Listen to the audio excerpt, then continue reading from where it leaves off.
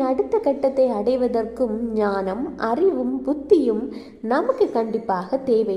நாம் ஞானத்திலும் அறிவிலும் புத்தியிலும் தெரிந்தவர்களாக இருக்க வேண்டும்.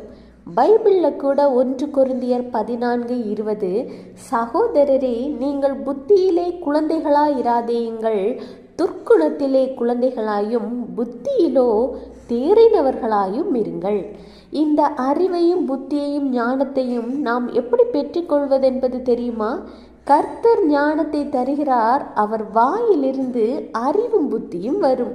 உங்களுக்கு தேவையான ஞானத்தை குழந்தைகளை வளர்ப்பதற்கும் குடும்பத்தை நடத்துவதற்கும் தேவையான அறிவையும் புத்தியையும் ஆண்டவராய் இயேசு கிறிஸ்துவிடம் மட்டும்தான் நீங்கள் கேட்டு பெற்றுக்கொள்ள முடியும்.